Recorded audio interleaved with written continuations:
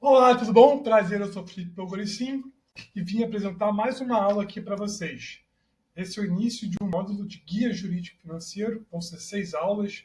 A primeira agora promessa de compra e venda, depois vamos falar de financiamento, consórcio, FGTS, Minha Casa Minha Vida e depois permuta, promissórias e distrato. Não sou advogado, vou estar falando da minha experiência com mais de 10 anos no mercado imobiliário, mais de 500 promessas de compra e vendas assistidas, né? Então eu vou estar falando um pouquinho do que eu acredito que seja o melhor negócio para se fazer uma promessa de compra e venda e como funciona uma promessa de compra e venda ou compromisso de compra e venda no estado se fala assim.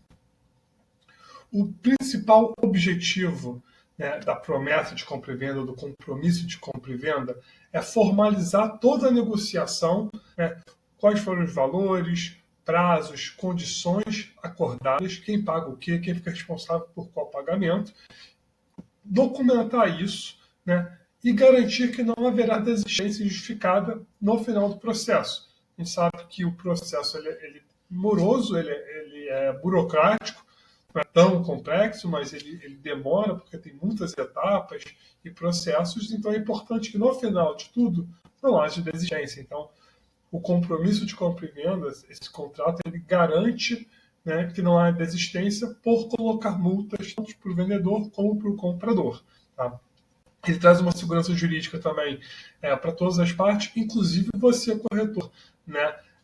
Porque se não der certo, o que foi acordado está no contrato. Então acaba garantir, resguardando em caso, né, de algum fato der um problema e se isso foi previsto, acaba resguardando você juridicamente. Então, eu gosto muito de gastar bastante tempo na promessa de compra e venda. Não gosto de acelerar ela. Eu sei que acelerar é importante para fechar negócios, mas quando você estrutura ela muito bem, você evita dor de cabeças futuros. Quando você acelera ela, você provavelmente tem dor de cabeças futuras. Então, eu acho que esse é o ponto de equilíbrio ali que você tem que achar entre uma promessa de compra e venda muito transparente, bem redigida, e uma promessa de compra e venda feita rápida para não perder a venda. Tá? Eu prefiro a primeira.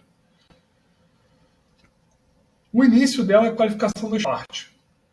As duas pessoas que precisam estar lá, vendedores e compradores. Qualificação completa, nome completo, CPF, RG, endereço de residência atual, e-mail muito importante, estado civil e profissão. Estado civil, né, é importante ter, tá? Se você é solteiro, você precisa declarar que não vive em união estável. Se você vive em união estável, você precisa declarar que você vive em união estável e não adianta colocar só que você é casado. Tá? Você precisa colocar que você é casado e qual é o regime. Tá? Isso afeta muito a documentação do imóvel na venda futura ou na compra. Tá? Então, parcial, separação total, esses diferentes tipos de regimes afetam, inclusive, quem assina ou quem não assina o contrato. Tá? Então, essa parte é muito importante na qualificação.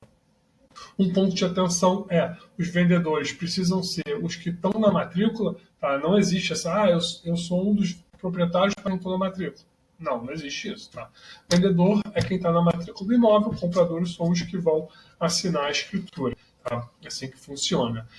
Acho muito importante o corretor configurar na qualificação como corretor. Se tiver uma empresa que está participando da assessoria jurídica como Alivino, ela entra como uma empresa anuente também e passa a participar também do contrato na qualificação.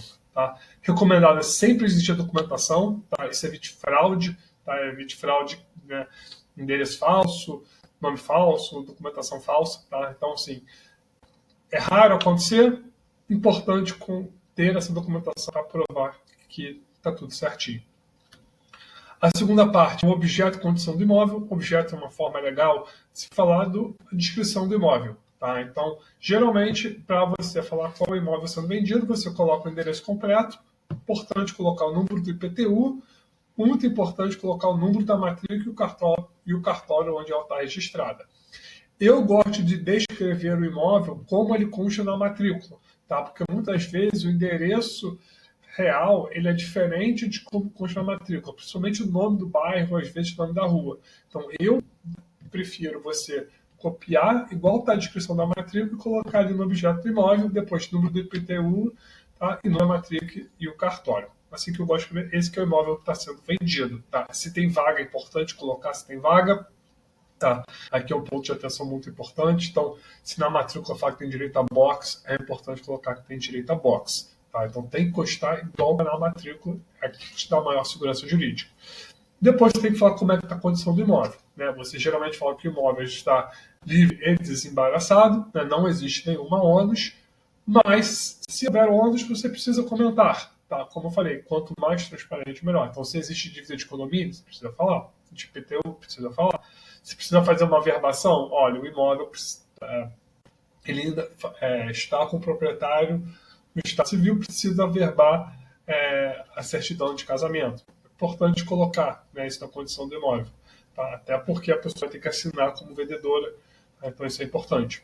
E se tem alienação fiduciária, financiamento em aberto. Então, qual é o banco que ele está em aberto, qual é o valor, mais ou menos. Tá? Isso é muito importante. Tá? Então, quanto mais transparente, tá, menos dor de cabeça depois, porque o comprador está ciente das dívidas que vão ser sanadas, do financiamento que vai ser quitado ou das averbações que precisam ser feitas. Tá? Então, essa que é a nossa recomendação. Uma vez que você organizou isso, você vai para a forma de pagamento. Geralmente você coloca o valor total, né, o valor acordado, 350 mil, e como vai ser o detalhamento desse pagamento. Cada venda é diferente, tá? Então é muito difícil aqui, eu teria 1000 opções. Tá? Eu coloco um exemplo. Tá? Você faria um sinal, recomendo um sinal de no máximo 5%. Tá? Eu não gosto de praticar sinais altos. Colocaria o restante dos recursos próprios na assinatura da escritura do financiamento e o financiamento ou FGTS após o registro. Geralmente 3 pagamentos quando você tem financiamento em recursos próprios. Tá? Às vezes vai mudar de acordo. Às vezes você tem só FGTS financiamento, aí não vai ter sinal recursos restantes. Às vezes vai ser à vista, então você não vai ter o final do financiamento. Então, de cada venda é diferente. Então, assim, só acho importante ter um sinal que não seja tão alto, tá? Recursos restantes, explora o financiamento. Quando houver dívidas, eu gosto de usar o sinal baixo, ou o comprador paga diretamente as dívidas, ou paga diretamente o boleto do financiamento, e depois o restante dos recursos na escritura.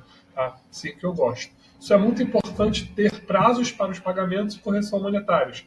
Ah, Felipe, mas se estourar o prazo?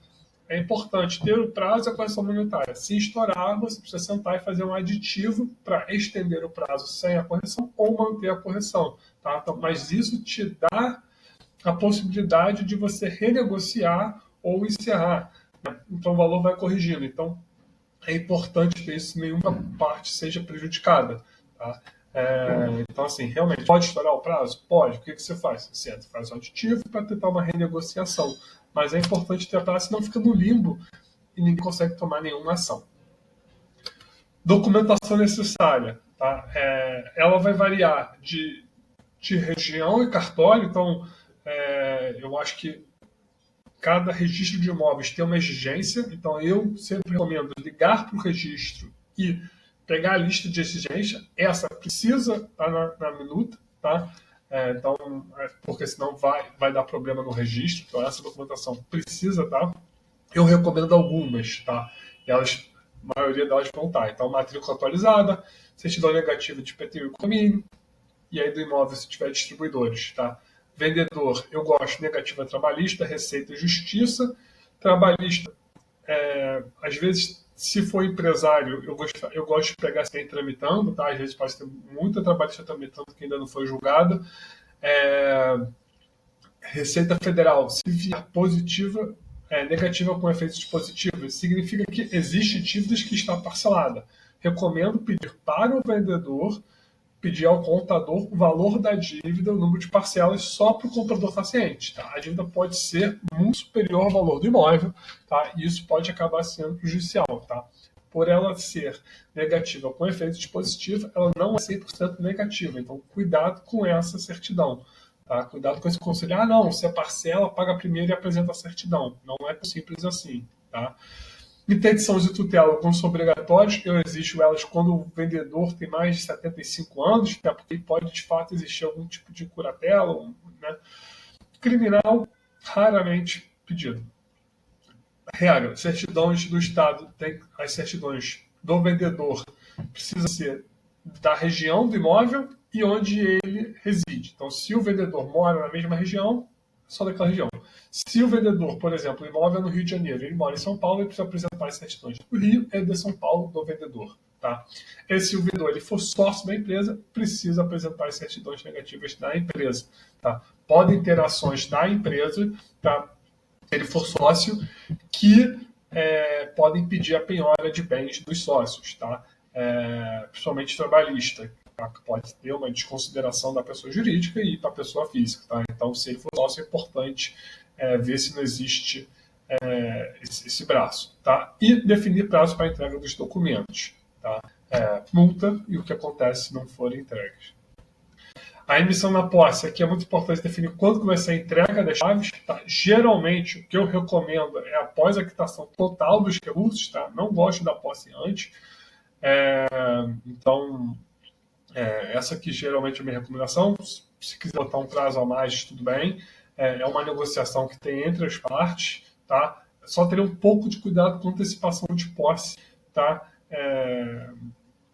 Um pouco complicado, mas se feita com cuidado pode até ser, mas geralmente após isso, se vai ficar algum bens móveis, tá? Aqui que você coloca, então vai ficar uma geladeira, vai ficar um sofá, então vai ficar os ar-condicionados, então é importante incluir a lista se fica algum bens móveis, isso fez parte da negociação, e eventualmente quem é responsável pelas despesas.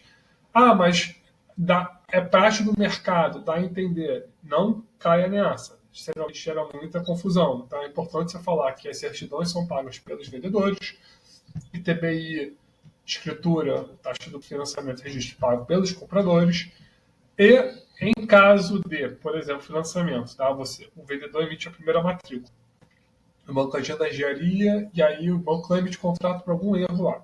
Quem vai pagar a segunda matrícula? Vai ter que tirar uma nova, é o vendedor ou o comprador. Aí aqui começa a gerar discussão. Você pode negociar meio a meio, né? E uma segunda matrícula vai ser dividido meio a meio. Né? Ou uma segunda matrícula, se for culpa do vendedor, o vendedor paga. Se for culpa do comprador, o comprador paga. Se for culpa do banco, vai ser dividido meio a meio. É importante, tá? Eu estou vendo muita confusão em relação a matrícula, tirar uma matrícula nova quando tem financiamento, tá? Isso tem dado muita confusão. Então, como eu falei, colocar essas responsabilidades evita discussões posteriores, tá? E deixa tudo bem mais claro. Modo contratual, aqui é muito importante ter, tá? O mais importante é o arras de penitências, tá? Do artigo 420 do Código Civil. Se o comprador desistir, ele perde o sinal. Se o vendedor desistir, ele devolve o sinal, mas a multa é equivalente ao sinal, né? Devolve o dobro. Tá? Então aqui essa regra precisa constar como modo contratual. É importante a responsabilidade se estender a herdeiros e sucessores, tá? Em caso de morte, falecimento. Tá? Pode incluir a cláusula de revogabilidade e retratabilidade. Tá?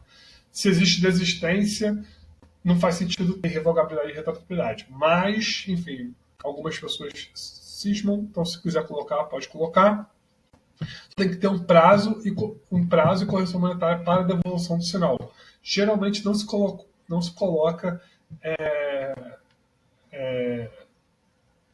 correção monetária no sinal. Se coloca que o sinal precisa ser devolvido em até 10, 15, 20 dias, tá? E aí você tem uma multa em cima desse valor. Tá? Então, se não for devolvido na data. Então, é assim que geralmente é feito. Depois, uma cláusula de comissão do corretor, tá? Qual é o valor, percentual ou número, tá? Melhor ter o número, enfim, inclusive com as suas contas bancárias. Quem pague e quando, tá? Aqui eu terei muito cuidado com o corretor tirar a comissão no sinal. É bom, eu preciso, o trabalho foi feito. Não, o trabalho é feito quando a venda de fato é comercializada ou quando acontece alguma desistência, tá? Então, assim, eu tomaria muito cuidado com essa parte do corretor tirar a comissão no sinal, tá?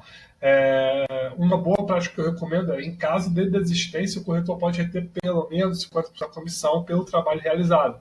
Tá? Eu acho importante isso, porque o corretor ele fez um bom contrato, né, ele levou a vida à frente, ele fez o trabalho dele e vai ter a multa do sinal. Mas, poxa, eu não vou recuperar meu valor completo. Não, mas você vai recuperar boa parte do seu valor porque meu trabalho foi feito. Né? 50% está muito, mas coloca uma multa, R$2.000, enfim, pode ser um valor fixo também. Em caso de desistência, eu recebi o valor fixo, porque houve desistência. Eu acho que isso traz uma segurança jurídica para o negócio. Para finalizar, a LGPD, acho importante, provavelmente quem for usar assinatura digital, tem muita troca de dados, e-mails, envio de documentação, então acho importante ter cláusulas padrões de LGPD e o foro da cidade do imóvel, tá? Se precisar levar o contrato juiz, você tem o foro, é importante. As assinaturas, todos têm que assinar, todos os compradores, vendedores, corretores, precisa ter 2 testemunhas. Digital, selfie melhor, senão tudo bem. Impressa, precisa ter reconhecimento de firma, ideal por autenticidade, se não pode ser por semelhança, tá? Prefiro por autenticidade. Rubricar todas as páginas, tá? E no mínimo 3 vias. Lembrando que testemunhas não precisam reconhecer. Então, é assim que funciona a promessa de compra e venda. Então, acho que você entendendo isso, você consegue explicar muito bem para o vendedor e para o comprador cada uma das cláusulas, como elas funcionam, o que você precisa fazer. Tá? Então, em geral, da aula, o que eu acho mais importante é fazer uma promessa de compra e venda muito bem organizada, tá? E isso vai te trazer segurança. Tá? Aqui na Livima a gente tem o corpo jurídico, pode te ajudar com isso, tá? Nossa assessoria a gente tem uma taxa fixa, então precisando só falar com a gente, mas a gente gosta de explicar, ensinar, para que vocês consigam conversar com o cliente com um maior profissionalismo e passar credibilidade e confiança. Então, obrigado por assistir mais uma aula. Tchau, tchau.